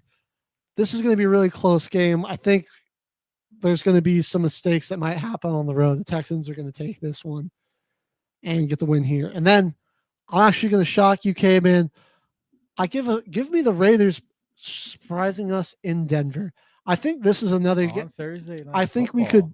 we could split here. I think coming off of a short week, That's true. LA true. had the great, or I mean not LA, Las Vegas had a great offseason. This is a good team. I think we could definitely we'll drop one to them. We're gonna rebound though at home against the Chiefs and finally beat those guys with their starters in to get up to 7-5. The AFC West, I wouldn't be shocked if every team split. It's the best division in football in my eyes, at least on paper. We'll see when the season starts. All of our best laid plans can those fall apart. Then we got to go to Washington to play the Commanders. And this is where I think we drop another game. It's going to be a tough one in the nation's capital on Sunday Night Football. I'm giving this one to Jane Daniels and the Commanders. This will be a tough game. Little rough stretch here for the Broncos, but then we're going to go get back on the Raiders, go up to 8-5.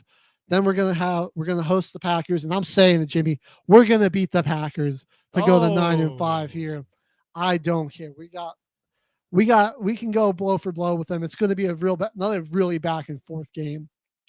Then we got the Jaguars, which I think, they made a lot of good improvements, but I don't think they're really up there.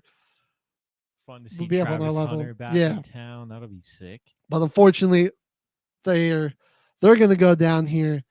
Then we got the Chiefs on Christmas. This is going to be, Satan's powers on Christ's birthday are going to actually take us down. We're going to drop to 10-6 here. Come here, close out the season though with a W over the Chargers to go 11-6 and likely snag maybe a wild card seed. But how competitive this division is, potentially win it. Potentially be in play to win it here. Time will tell. This is a tough schedule though. We got some good teams. There are games on here I'm confident that I'm giving us the wins in that could very easily be losses, but also there are losses that I gave us that could very easily be wins too. True. That's true. And again, it's good to be optimistic, but you never know until you get to those Sundays and they get out there on the gridiron. With the final 3 minutes, I mean, we can do some of these games pretty quick here. You want to speed run the Saints? We got two home games back to back to open it up. Cardinals and Niners. I think honestly, we're gonna come out and beat the Cardinals. I like our chances right there. I think we come out hot with the home field advantage. Shuck will have a decent game, and we could come out and win that one. I think their defense did not really make too huge of improvements from last season. They kind of have the same roster defensively. We could take that one. Niners, though, sneaky win. I think the Niners coming back healthy.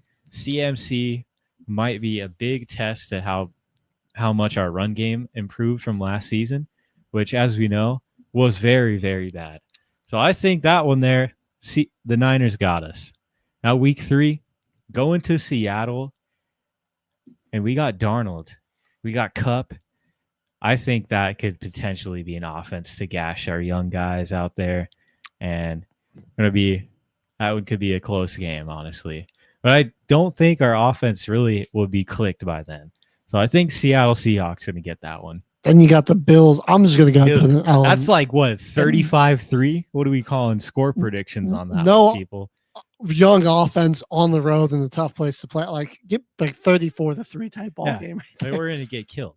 Then the Giants, that's probably a W. I'm giving us that one at home. At home, we got that one. Against the Patriots, that's a good team. Closer because we got home field advantage. But I think that one they're going to I think they could take that one on us. And they've improved immensely. They've gotten so much better. What they're about going to have a new coach. The Bears here coming up next. Insult. You know what? Give us the dub right there. Yeah. There you go. Paper Bears, as Jimmy would say. Then Bucks, they always beat us at home, but we always split with every team in the division. So they're going to get us the first time at home here. And now the Rams, they're going to absolutely just trounce us real quickly. Nukua might have a career high receiving yards against us, but they're going to beat us there. Week 10 at Panthers, we're going to get that first one. Going into our Week 12 after the bye, where we beat the Falcons the first time here, Week 12. And then we go on a run, and we beat the Dolphins. That does end at Raymond James Stadium, where I think the Bucs are going to sweep us this season. They're going to get us at home. And then we got Week 15, Panthers. This is where they split us right here. And then we go take on the Jets the next week, Week 16, and that'll be a win. Titans, I think Cam Ward will have it figured out by the end of the season, and they're going to get one at us right here. And the Titans are going to get one. Big win at home for them for confidence. And to end it off, the Falcons, baby. We beat them the first time in the season, so it's kind of a toss-up here. I'm kind of leaning either way. But we do got to sign left off halfway here, through the show, sound guy. Trying to cut us off. All right. We got to sign off here. We'll see everybody next Wednesday. Till the final whistle, everybody. The boys are out. Check your team schedule. Let us know who you think is going to be a top team in the NFL this year. Ladies and gentlemen, thank you for tuning in to Military Broadcast Radio. As we wrap up today's show, we want to remind you that the podcast of today's episode will be available right after we go off the air. So if you missed any part of the show or want to listen again, be sure to check it out.